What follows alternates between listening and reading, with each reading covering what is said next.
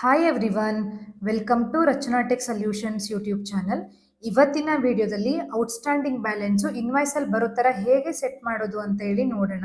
ಈ ಥರ ಮಾಡೋದ್ರಿಂದ ಬೆನಿಫಿಟ್ ಏನಂತ ಹೇಳಿದ್ರೆ, ಕಸ್ಟಮರ್ಗೆ ಪ್ರತಿ ಸಲ ಫೋನ್ ಮಾಡೋ ನೆಸೆಸಿಟಿ ಇರೋದಿಲ್ಲ. ಇನ್ವಾಯ್ಸ್ ಕಳಿಸ್ದಾಗಲೇ ಪ್ರೀವಿಯಸ್ ಬ್ಯಾಲೆನ್ಸು ಅದರಲ್ಲೇ ಮೆನ್ಷನ್ ಆಗಿರುತ್ತೆ. ಸೊ ದಟ್ ಅವರಿಗೂ ಸಹ ರಿಮೈಂಡ್ ಆಗುತ್ತೆ, ಓಕೆ ಪೇಮೆಂಟ್ ಮಾಡಬೇಕು ಅಂತ ಹೇಳಿ.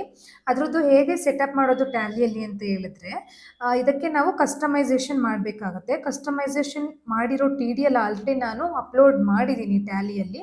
ಜಸ್ಟ್ ಇವಾಗ ಕಾನ್ಫಿಗರ್ ಮಾಡಿ ಹೇಗೆ ಇನ್ವಾಯ್ಸಲ್ಲಿ ಬರುತ್ತೆ ಅಂತ ಹೇಳಿ ನೋಡೋಣ. ಫಸ್ಟ್ ನಾನು ಇವಾಗ ಒಂದು ಇನ್ವಾಯ್ಸ್ ಓಪನ್ ಮಾಡಿ ತೋರಿಸ್ತೀನಿ ನಿಮಗೆ. ಇಲ್ಲಿ ನೋಡಿ, ಇನ್ವಾಯ್ಸಲ್ಲಿ ಯಾವುದೇ ಥರ ಪ್ರೀವಿಯಸ್ ಬ್ಯಾಲೆನ್ಸ್ ಇಲ್ಲ. ಇವಾಗ ಏನು ಇನ್ವಾಯ್ಸ್ ಮಾಡಿದ್ದೀವಿ ಕರೆಂಟ್ ಇನ್ವಾಯ್ಸು, ಅದ್ರ ಬ್ಯಾಲೆನ್ಸ್ ಮಾತ್ರ ಇಲ್ಲಿ ತೋರಿಸ್ತಾ ಇದೆ. ಸೊ ಅದನ್ನು ಹೇಗೆ ಸೆಟಪ್ ಮಾಡೋದು ಅಂತ ಹೇಳಿದ್ರೆ, ಕಾನ್ಫಿಗರ್ಗೆ ಹೋಗಬೇಕು. ಕಾನ್ಫಿಗರ್ಗೆ ಹೋಗಿ ಔಟ್ಸ್ಟ್ಯಾಂಡಿಂಗ್ ಅಂತ ಸರ್ಚ್ ಮಾಡ್ತಾ ಇದ್ದೀನಿ. ಇಲ್ಲಿ ಪ್ರಿಂಟ್ ಔಟ್ಸ್ಟ್ಯಾಂಡಿಂಗ್ ಡೀಟೇಲ್ಸ್ ಅಂತ ಇದೆಯಲ್ಲ, ಇದನ್ನು ಎಸ್ ಮಾಡ್ಕೋಬೇಕು. ಎಸ್ ಮೀನ್ಸ್ ಎಸ್ ಅಂತ ಟೈಪ್ ಮಾಡಬೇಡಿ, ಜಸ್ಟ್ ಎಂಟರ್ ಮಾಡಿ ಎಸ್ ಆಗುತ್ತೆ. ನೆಕ್ಸ್ಟ್ ಕಂಟ್ರೋಲ್ ಎ ಮಾಡಿ ಸೇವ್ ಮಾಡ್ತಾ ಇದ್ದೀನಿ. ಅದಾದಮೇಲೆ ಇವಾಗ ಪ್ರಿವ್ಯೂ ನೋಡೋಣ. ಇಲ್ಲಿ ನೋಡಿ, previous outstanding, current invoice amount, total outstanding ಅಂತ ಹೇಳಿ ಇಲ್ಲಿ ಬರುತ್ತೆ. ಇಷ್ಟೇ.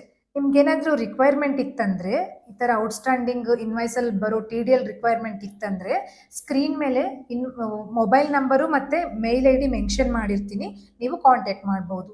Thank you for watching.